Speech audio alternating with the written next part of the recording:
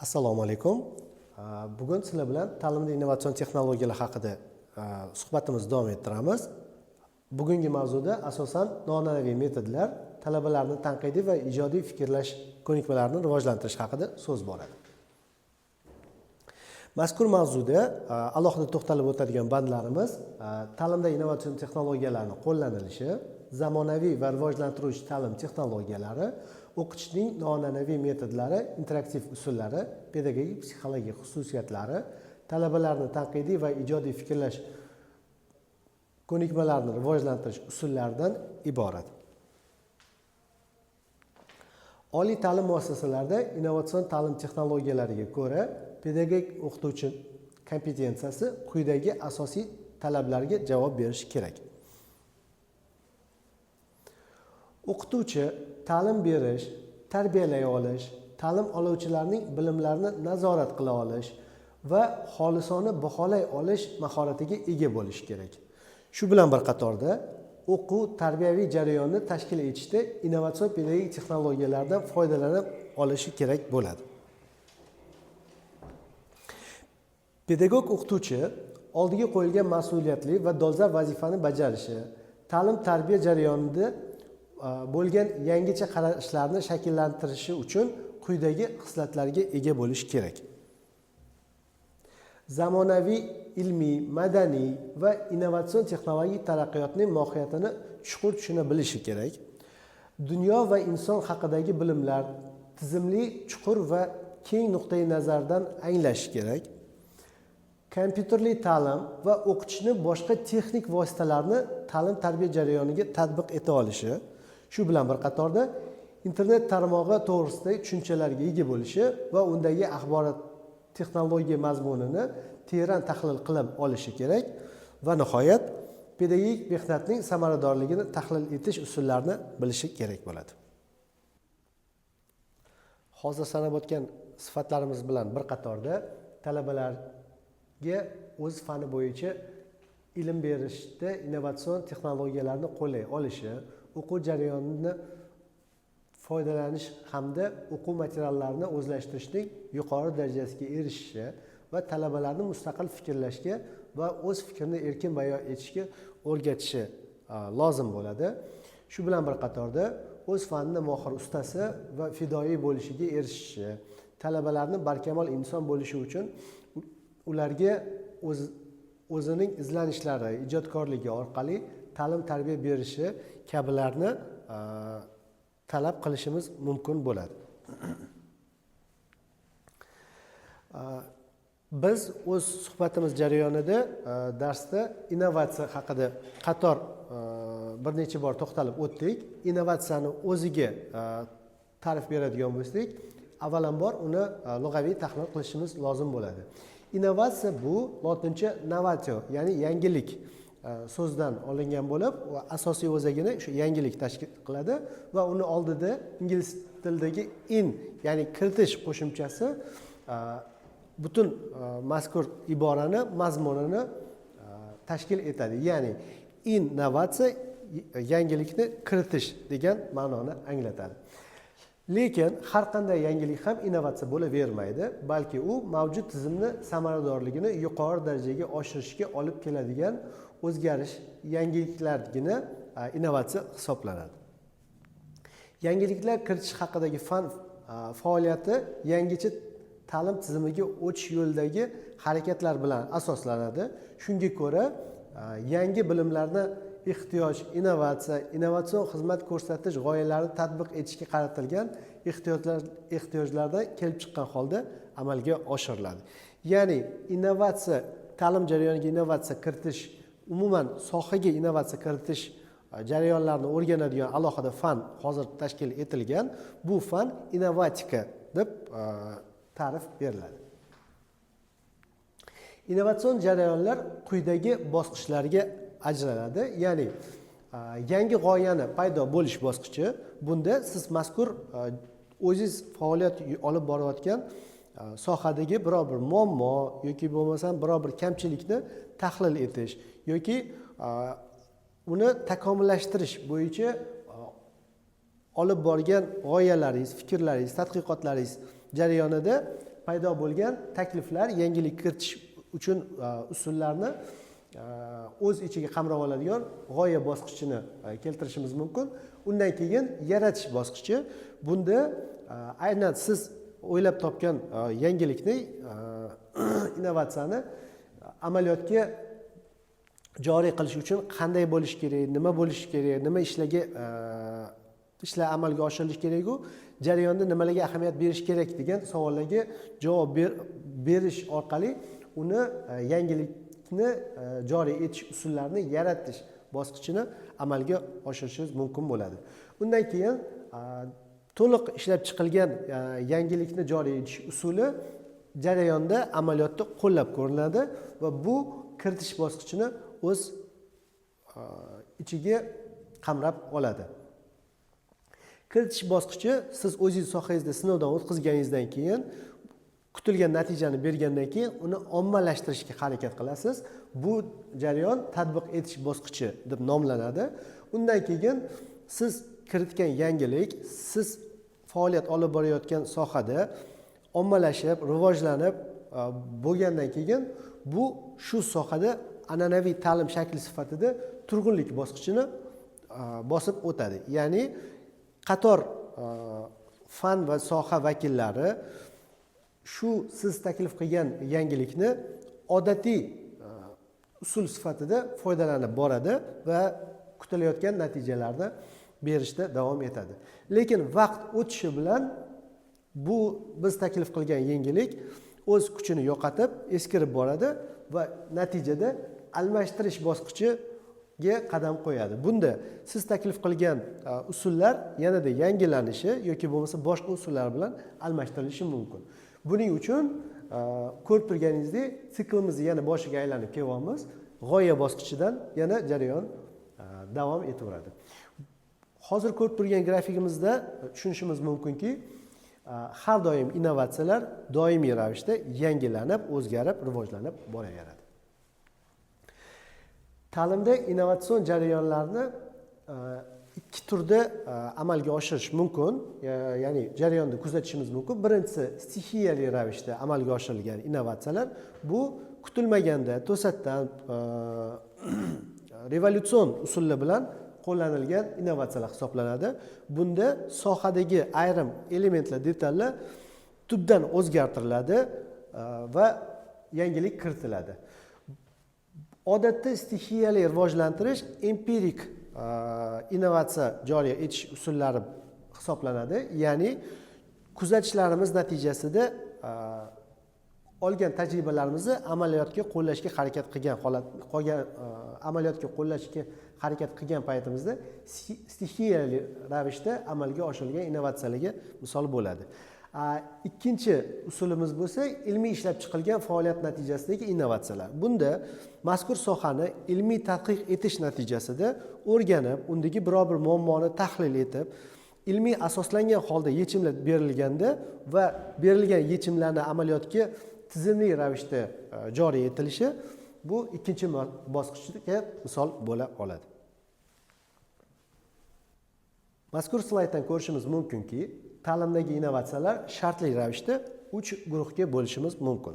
Birinchisi ta'lim sohasidagi innovatsiyalar, ikkinchisi o'qitish jarayonidagi innovatsiyalar, uchinchisi o'qituvchi va ta'lim oluvchi faoliyatidagi innovatsiyalar bo'lishi mumkin.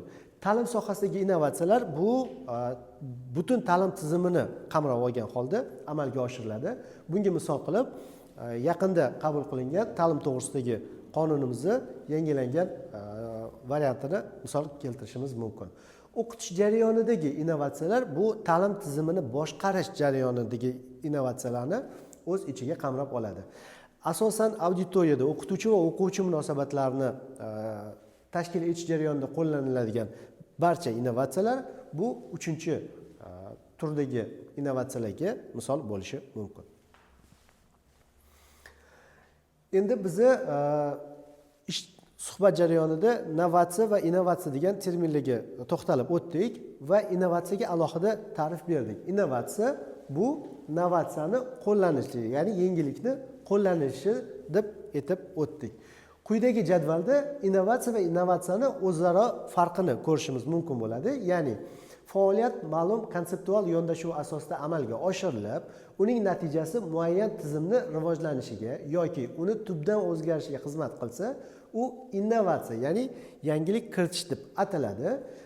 Innovatsiya, ya'ni yangilikka ta'rif beradigan bo'lsak, uni alohida sifatlarini sanab o'tadigan bo'lsak, amaliyotdagi nazariya doirasida qo'llanilishi yoki bo'lmasa ko'lam va vaqt bo'yicha chegaralanishi, metodlar yangilanishi, natija avvalgi tizimni takomillashtirilishi jarayonlari innovatsiyaga misol bo'lishi mumkin. Innovatsiya haqida gapiradigan bo'lsak, unda tizimli, yaxlit va davomiy bo'lishi, ma'lum bir amaliyotda yangi faoliyat tizimini loyihalashi, subyektlarning faoliyati to'la yangilanishi, faoliyatda yangi sifat natijalarga erishilishi va amaliyotni o'zi ham yangilanishini kuzatishimiz mumkin bo'ladi.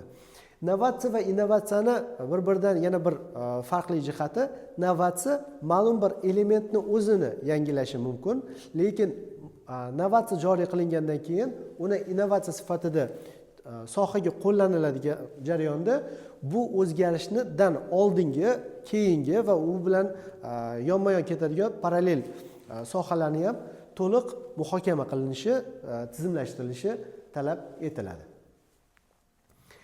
Pedagogik innovatsiyalarni quyidagi turlarini ko'rishimiz mumkin bo'ladi. Ya'ni faoliyat yo'nalishiga ko'ra, kiritilgan o'zgarishlar mazmuniga ko'ra va kiritilgan o'zgarishlar ko'lamiga ko'ra ajratishimiz mumkin. Faoliyat yo'nalishiga ko'ra bu ma'lum bir ta'lim jarayonini o'zida qo'llaniladigan pedagogik innovatsiyalar yoki bo'lmasam ta'lim jarayonini boshqarish jarayonida qo'llaniladigan pedagogik innovatsiyalar bo'lishi mumkin. Kiritilgan o'zgarishlar mazmuniga ko'ra bu radikal, kombinatsiyalangan va modifikatsiyalangan innovatsiyalarni keltirishimiz mumkin. Modifikatsiyalangan innovatsiyalar bu mavjud boya muhokama qilganimiz pedagogik faoliyatni hayot bosqichi, ya'ni siklida ma'lum bir g'oyani yaratdik, uni rivojlandi, aylanib oxiri o'z hayotini yashab bo'lgandan keyin uni takomillashtirishimiz yoki almashtirishimiz mumkin dedik. Aynan shu jarayonda takomillashtirish amalga oshiriladigan bo'lsa, bizda modifikatsiyalangan innovatsiyalar sodir bo'ladi. Ya'ni mavjud tizimni biror bir qismini, elementini yangilash orqali yanada samarali qilish jarayoni ko'zda tutiladi. Radikal innovatsiyalar bu tizimni tubdan o'zgartirish yoki bo'lmasam boshqasi bilan almashtirish jarayoni nazarda tutiladi. Endi shu ikkalasini aralash holatlari ham ayrim hollarda kuzatiladi. Bu kombinatsiyalashgan innovatsiyalarga misol bo'lishi mumkin. Endi kiritilgan o'zgarishlar ko'lamiga ko'ra muhokama qiladigan bo'lsak, bu lokal, modulli va tizimli innovatsiyalar bo'lishi mumkin. Ya'ni lokal ma'lum bir qismi, ta'lim jarayoni qismini o'zida yoki bo'lmasa ma'lum bir hududni o'zida amalga oshirilgan jarayonda bo'ladigan bo'lsa, modulli uni yaxlit bir modul sifatida tizimni o'zgartirishi, takomillashtirishi misol sifatida keltirishimiz mumkin. Tizimli innovatsiyalar bu butun jarayonni to'liqligicha qamrab oladi va har bir bosqichini qadam-qadam o'zgartirib borishni inobatga oladi. Innovatsion jarayonni haqida gap boradigan bo'lsa, unda uni mazmuni, mohiyati haqida ham alohida to'xtalib o'tishimiz kerak bo'ladi. Ta'lim beruvchi va ta'lim oluvchilarning birgalikdagi faoliyati mazmunida aks etib, mazkur jarayonda pedagog talabalarga yuzaga kelgan qiyinchiliklarni yengishga yordam beradi. Pedagogik yordamning asosiy mohiyati innovatsion uslubni tavsifi, uning maqsadga yo'naltirilganligi, shuningdek shaxsni shakllantirish va tarbiyalash borasida hal etiladigan vazifalar bilan ifodalanadi. O'qituvchining innovatsion faoliyati quyidagi asosiy funksiyalar bilan izohlanadi. Ya'ni kasbiy faoliyatni ongli tahlili, yangiliklarga nisbatan tanqidiy yondashuv, kasbiy yangiliklarga nisbatan shaylik, dunyoga ijodiy yaratuvchanlik munosabatida bo'lish, o'z imkoniyatlarini ro'yobga chiqarish, o'z turmush tarzi va intilishlarni kasbiy faoliyatida mujassam qila olish misol bo'lishi mumkin. Bunda kasbiy faoliyatni ongli tahliliga to'xtaladigan bo'lsak, pedagogik faoliyat jarayonni qayta amalga oshirish jarayonida shunchaki shakllangan ko'nikma bo'lib qolmasligi kerak va har bir bosqichni amalga oshirish jarayonida biror bir usul, vositalarni qo'llash jarayonida bu nima uchun qo'llanilyapti, qanday maqsadlarga olib kelish kerak degan savollarga javob bera olishi kerak bo'ladi. Shundagina pedagog innovatsion faoliyat bilan shug'ullanishi mumkin bo'ladi. Endi me'yorlarga nisbatan tanqidiy yondashuv nima uchun muhim? Ayrim holatlarda ta'lim jarayonida an'anaviy ta'lim haqida to'xtaladigan bo'lsak, innovatsiyalar qachondir innovatsiya sifatida qabul qilingan jarayonlar ma'lum bir muddat o'tib o'z kuchini kutilgan natijalarni bermasligi bilan yo'qotib boshlaganda aynan shu ikkinchi pedagogni xislati bizga yordamga keladi va u mazkur siklni qaysi qismi o'zgarishi kerak, nega endi bu emas boshqa usullar qo'llanilmasligi kerak degan savollarni berishni boshlaydi va natijada u yangi usullarni qo'llashga xohishi, istagi, mayli yuzaga kelishi mumkin. Yangiliklarga nisbatan shaylik bu har doim biror bir boshqa hamkasblari yoki bo'lmasa soha mutaxassislari taklif qilayotgan yechimlarni sinab ko'rishda dangasalik qilmaslik va har doim tayyor bo'lishi kerak bo'ladi. Dunyoda ijodiy yaratuvchanlik munosabatda bo'lish aynan yuqorida sanab o'tilgan xislatlarimizda davomi hisoblanadi va eng oxiri muhimi bu pedagog o'z faoliyatini nafaqat kasbiy faoliyat, balki hayotini mazmuniga aylantirish kerakligini izohlab o'tadi. Pedagog yangiliklarga tayyor bo'lish kerakligi haqida biz alohida to'xtalib o'tdik. Endi xorijlik tadqiqotchi Rojersni tadqiqotlari natijasida quyidagi jadval yuzaga kelgan. Ya'ni innovatsion texnologiyalarni qabul qilish bo'yicha pedagoglar quyidagi guruhlarga bo'lingan. Birinchisi novatorlar. Novatorlar umumiy tajribada qatnashgan respondentlarning atigi 2,5% tashkil qilar ekan. Bular odatda xarakter jihatdan avanturist, ya'ni tavakkalchilikka moyilligi bo'lgan, yangilik izlovchi, o'zgarishlarga moyil pedagoglar guruhi hisoblanadi. Ikkinchisi yangilikni tez tatbiq etuvchilar guruhi. Bular 13,5% ni tashkil etgan. Yangilikni tez tatbiq etuvchilar guruhi odatda undan yuqorisida turgan novatorlar izidan boradi va yangiliklarni tez amaliyotga joriy qilishni boshlaydi. Undan keyin jamoani asosiy qismini tashkil etuvchi guruhlardan bittasi sekin tatbiq etuvchilar. Bular umumiy respondentlarning 34% ni tashkil etgan.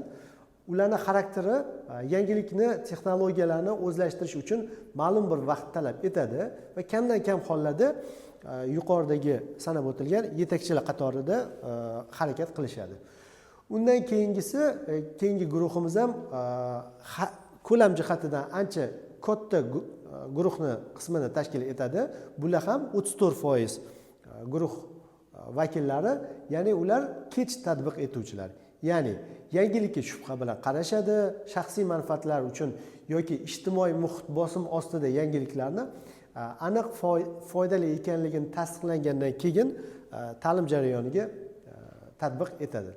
Va eng oxirgi yangilikni qabul qilishni xohlamaydigan ikkilanuvchilar, ya'ni konservatorlar guruhi butun respondentlarni 16% ni tashkil etgan va ular xarakter jihatida an'anaviy texnologiyalarni, o'zligi o'rganib qolgan usullarni qo'llashni ma'qul ko'rishadi, yangiliklarga ikkilanib qarashadi, o'zgarishlarga qarshi turib qiyinchilik bilan qabul qilishadi.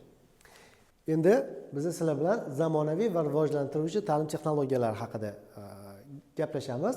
Yangi yondashuvlar orasida hozirgi paytda pedagogik konsepsiya alohida o'rin egallagan. Uni asosida asosiy e'tibor o'qish, o'rganish jarayoni bolani faoliyatiga, ya'ni o'zini mustaqil ishlashiga qaratiladi. Bu yondashuvning asosida Dewey tizimi yotadi. Dewey o'z navbatida Kirchensteiner va Laynning mehnat maktablariga yondashgan, tayangan holda tashkil qilgan.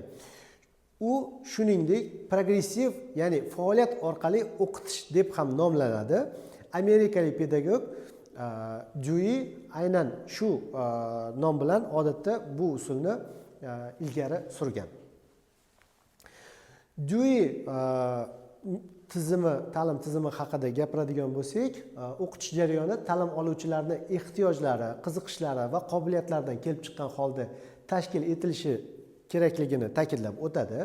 O'qitishning maqsadi ta'lim oluvchilarni umumiy va aqliy qobiliyatlarini, turli xil malakalarni rivojlantirish, ularni mehnat hayot maktabida o'qitishdan iborat bo'lishi lozim degan so'zlarni aytib o'tadi.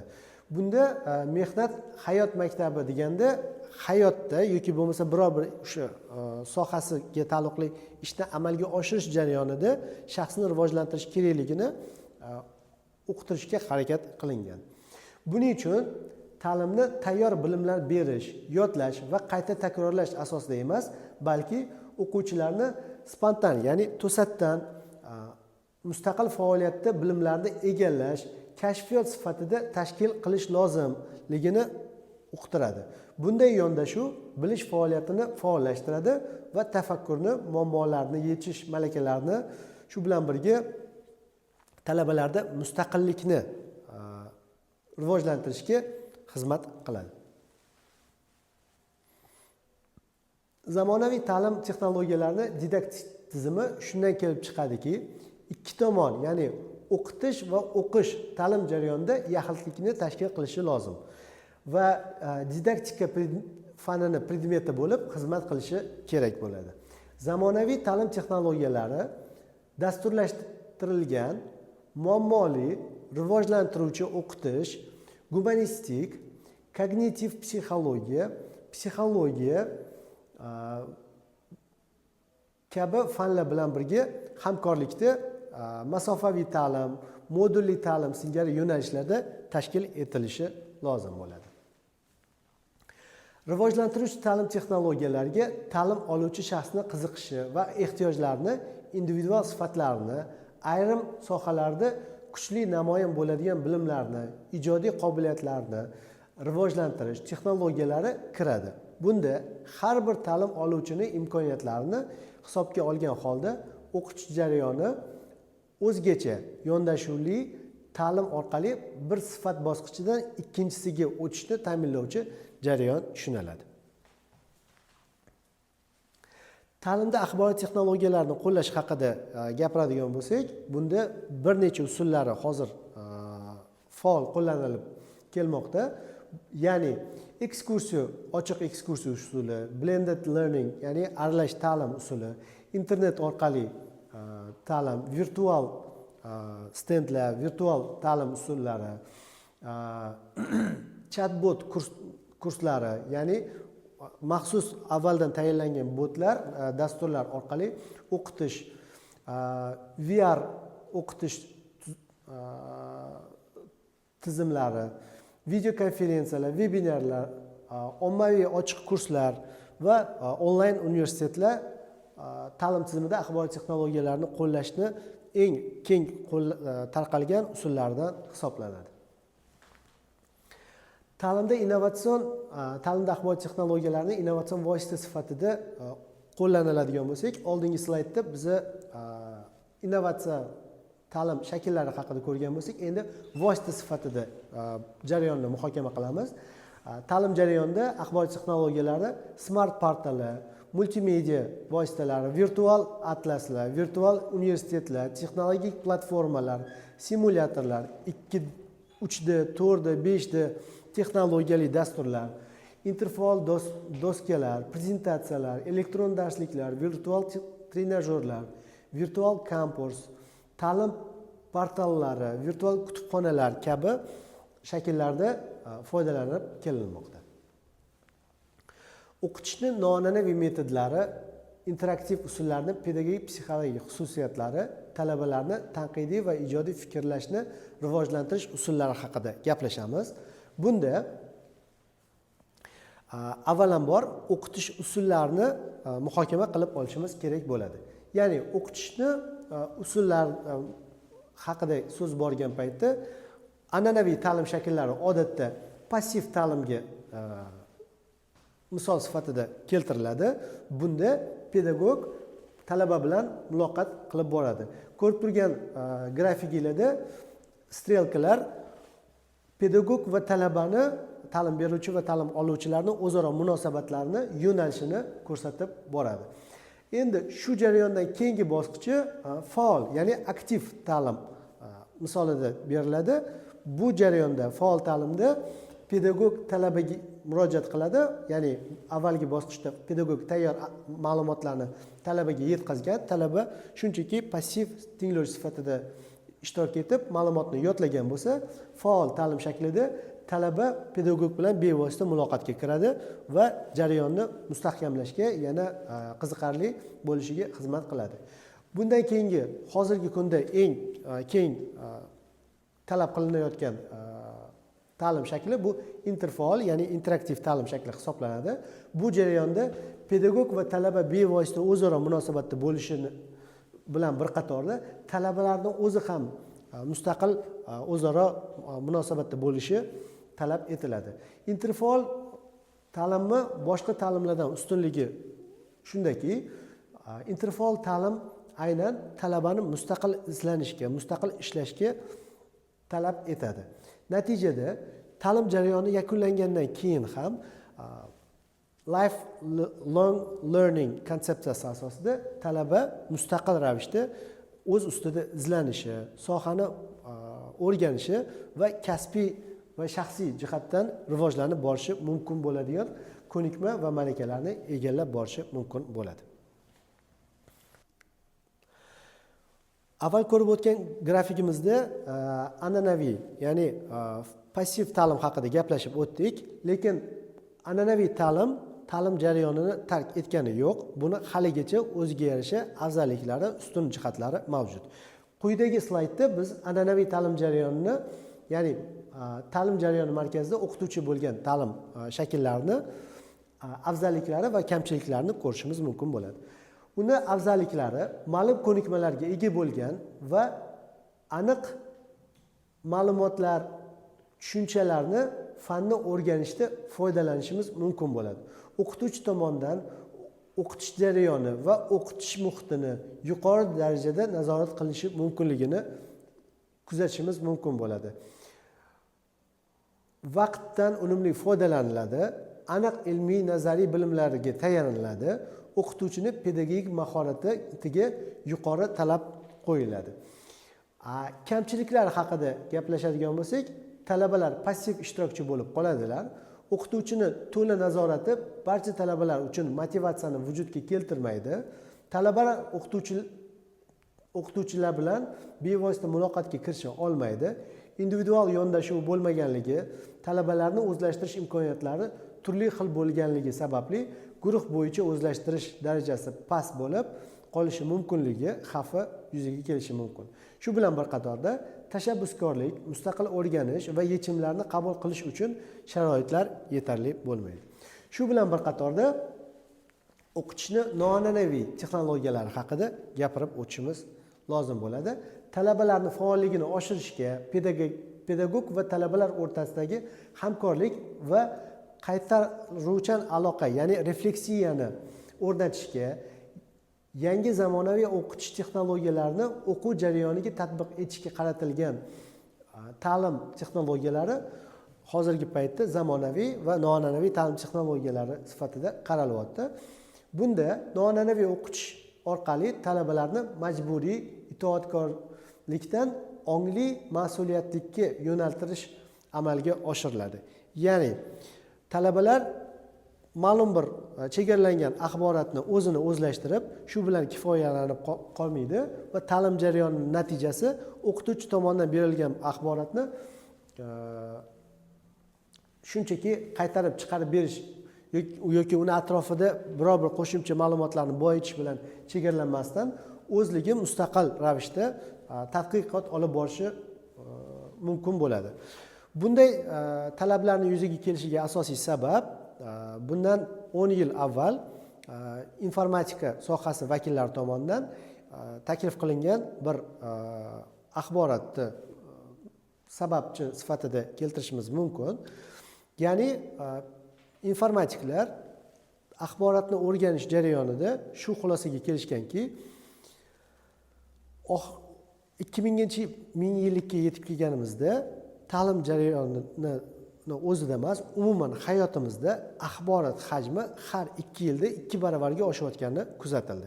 Ya'ni bundan 2 yil oldin axborot hajmi 1 gigabaytli fleshkaga sig'gan bo'lsa, oradan 2 yil o'tib mazkur axborot hajmi 2 baravar oshadi, ya'ni 2 gigabaytga.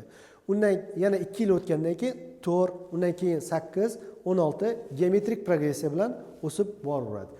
Bunaqa axborot hajmi katta bo'lgan ta'lim jarayonida, axborot muhitida o'qituvchi tomonidan axborotni triggerlab qo'yish samarali hisoblanmaydi va o'qituvchi noan'anaviy ta'lim jarayonida asosan ta'lim fan yo'nalishlari haqida ma'lumot beradi. O'quvchilar aynan shu yo'nalishlarni qaysi biri bo'yicha ketishi va qaysi fanlarni, qaysi sohalarni, qaysi qismlarni chuqurroq o'rganish kerakligini o'zi mustaqil qabul qilishi mumkin bo'ladi.